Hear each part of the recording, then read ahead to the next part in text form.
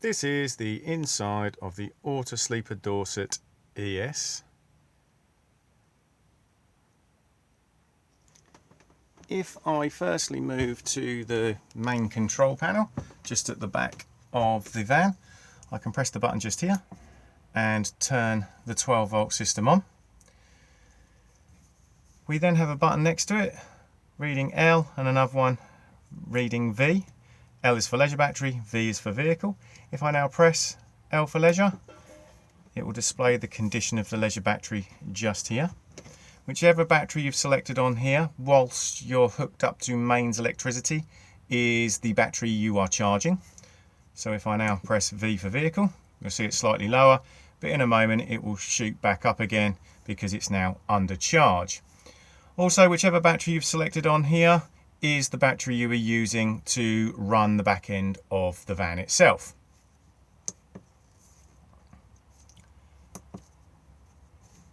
Beneath that we then have water pump. We need the water pump on so we can get water out of the taps and fill the boiler if it's been drained down. This last one just here lets us know how much water is in the fresh tank. Beside this control panel, we then have the control panel for the space heater. So on this side here, we just have temperature control from cold to hot. And then we have power source selection just here. So at the moment, we're currently off. If I now flick across to the left, we have wavy lines, and wavy lines represent mains electricity. So as long as we're connected up to mains, we can use this. So one wavy line represents about 500 watts. Two wavy lines about 1 kilowatt, and three wavy lines about 2 kilowatts. So this is all just dependent on the amperage of the site you're on to try and avoid tripping. If I now go back to off again,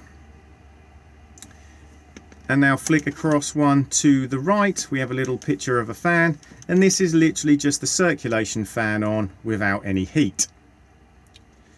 If we have no main supply connected, we can run on gas, and all we do is we just flick across the little flame just here.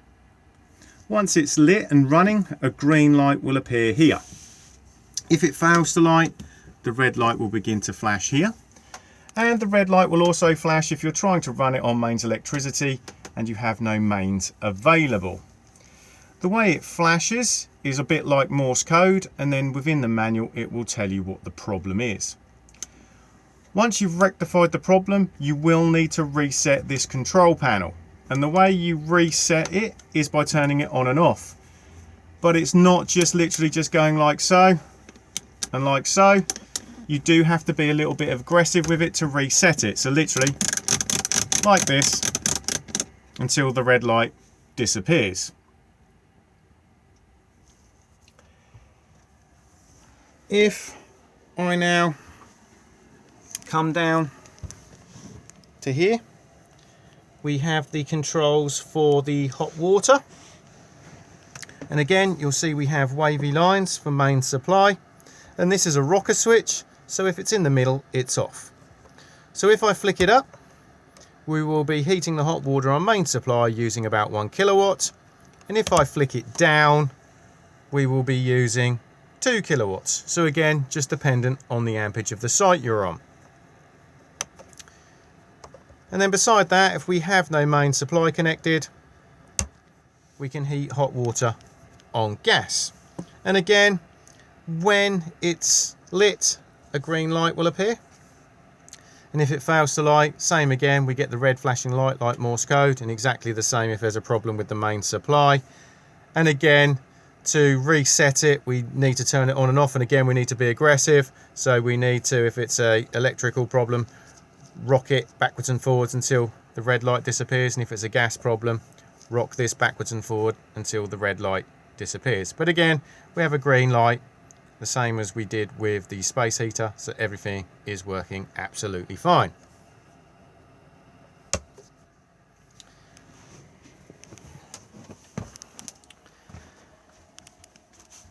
At the moment, this seating area just here is in the travel seat mode. It can be made into a sofa and then also into a bed. To make it into a sofa, we just need to push down on this part here and then slide this part out until it slides all the way over to here.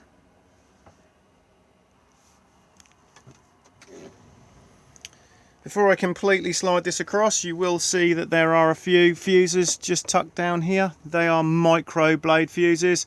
They are numbered up and correspond just down here. So if something's not working on 12 volt, just check to see whether or not you've blown a fuse just there. You'll see this part here just flaps out and then just secures through there, and then just secure it here as well. And now if I continue to pull across, just slightly lifting up just to allow it to slide.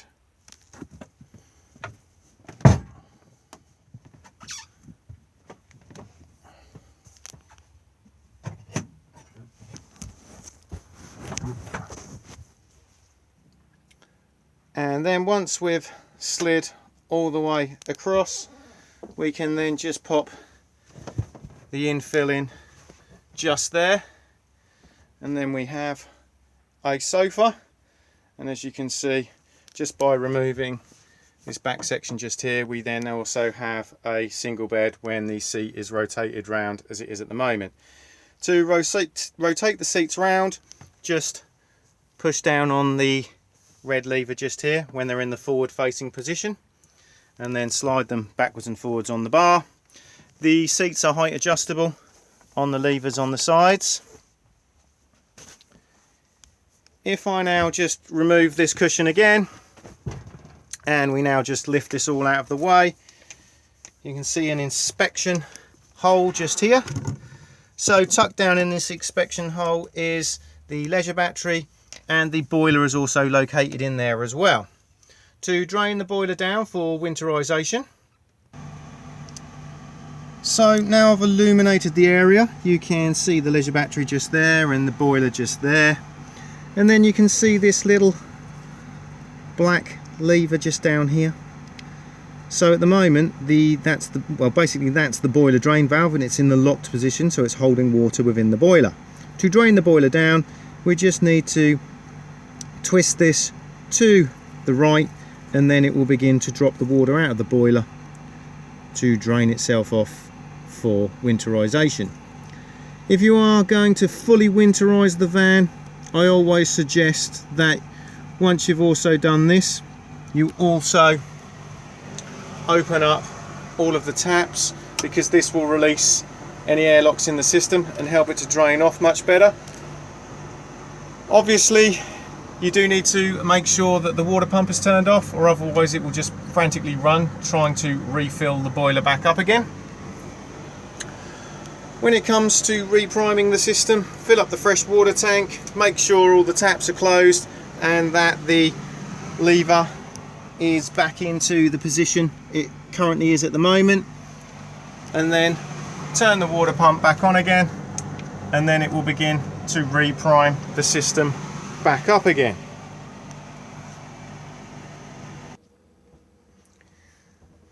Next we have just up here the Avtex television. So it behaves like any other TV, but this is running on 12 volt, so it will work even if you're not hooked up to the main supply. On and off in the normal fashion.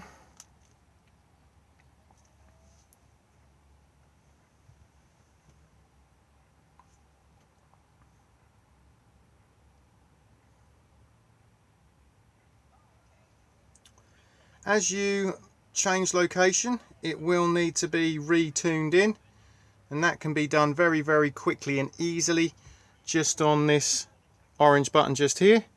Just literally hold it at the screen, and it will then take you straight back to the retune menu. Just hit OK, and then it will begin to retune itself back in again. The digital amplifier for the television aerial is just located in the wardrobe, and it's just up here. Do not really need to do anything with it. You can take this front off just here and adjust the boost just here, but most of the time you want it set to maximum.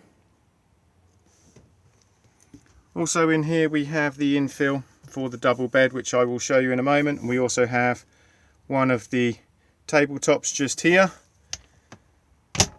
The legs for the tables just at the back there, and the other tabletop is just located behind the cushions and is just tucked down in this section just here. We have the Dometic air conditioning unit just in the roof just here, on and off just on this button here.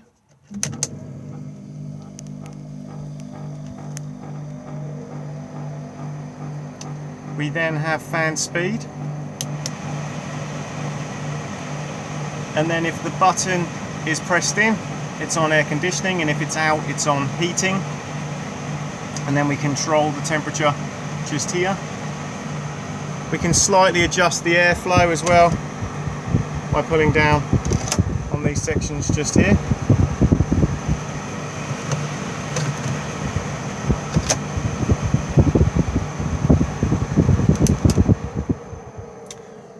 Microwave just here. This will work when being hooked up to mains electricity. Do make sure that the contents are removed for travel. Then we have the normal quick start and stop just here, timer set just here, and then we have all of like the auto cook, etc. in the center. Hob just here, electric hot plate, again like the microwave, will only work when hooked up to mains electricity, and it operates just here.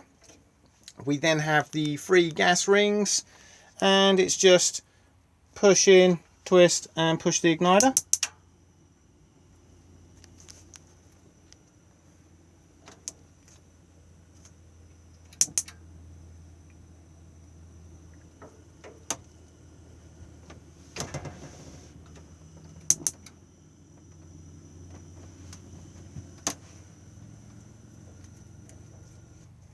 Beneath that we have the grill.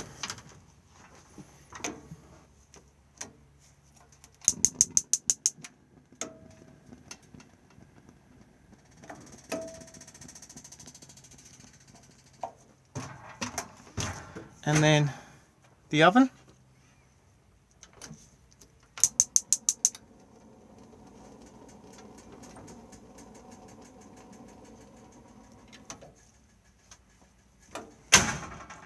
Beneath the oven we have the majority of the gas isolation taps for the van just here. So the top one is for the cooker and the hob. Then we have the fridge, hot water and heating at the bottom. They're all in the on position, and quite frankly they can stay like that. I always say if you did actually smell gas in the van, just go to the source and turn the gas bottle off. We then have isolator switches at the back there for components that use mains electricity. So we have the isolator for the air conditioning, the heating and the hot water. Again, these can all just stay in the on position. They're more for isolating for maintenance. And then lastly, we have the consumer unit in here as well. So we have just at the top there, the battery charger on and off. We want this on, so when we're hooked up to main supply, we're charging the batteries. So again, can be really left alone. We then have the trip switches just here. So we have the 3 individual MCBs and then the main RCD and the test button just there. They are all labelled up underneath. So if something's not working on main supply, just check to see whether or not you've blown a fuse. And then we also have in here the 12 volt fuses, and again they're all numbered up and correspond underneath. So if something's not working on 12 volt, just check to see whether or not you've blown a fuse.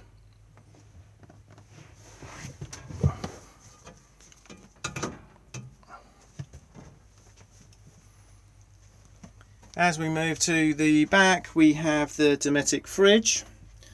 So we have this red switch here, which is 12 volt maintain. So this is what we need to flick it on to keep the fridge cold whilst we're on the move.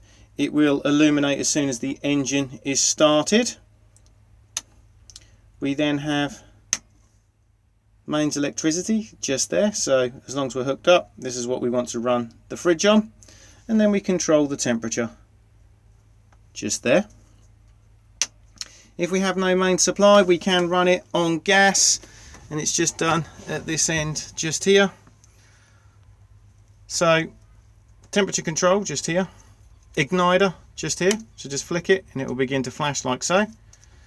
Come to this one just here, push it in and twist. You'll see the igniter has stopped, indicating that it's lit, and then just let back out again, and as long as the igniter doesn't start flashing again, you know it's all lit. You can double check by actually opening the fridge. So if I now just release the travel catch, by peering for the pilot light just in the window just there, you do have to get in the right angle to be able to see it. I can just about see the blue flame just there. Freezer box just here.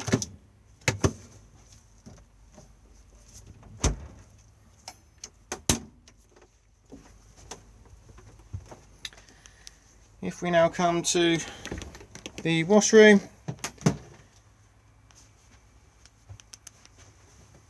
we have the drop down basin.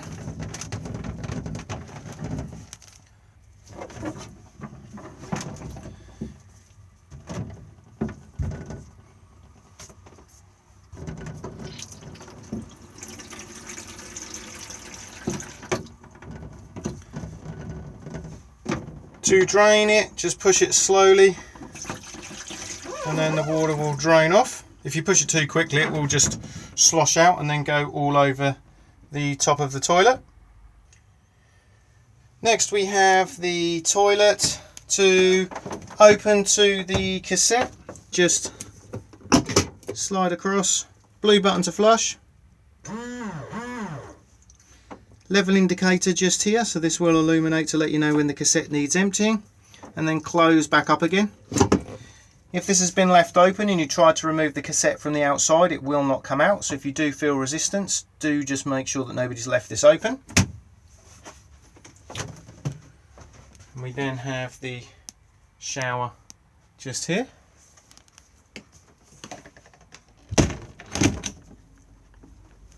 To make the second single bed, we just need to push down on the lever just here, and again just pull and slide out.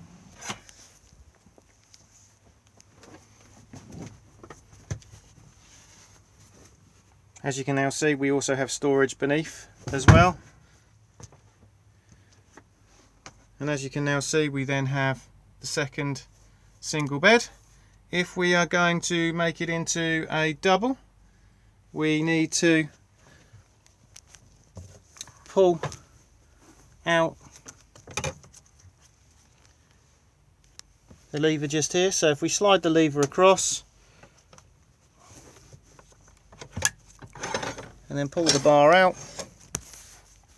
and then it comes across and just latches into here like so. And then this section here needs to also come across, and then if we take the back cushion just here and then we want to just drop it into place, and then as you can see, we've made a good size double bed. You can pop a centerpiece in just there with the infill. So we have the infill just here, just literally just fold up the legs,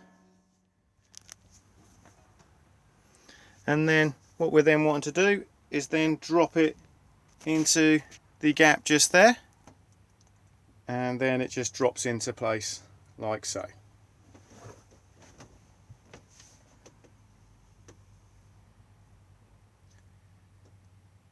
The reverse camera is part of the sat-nav system.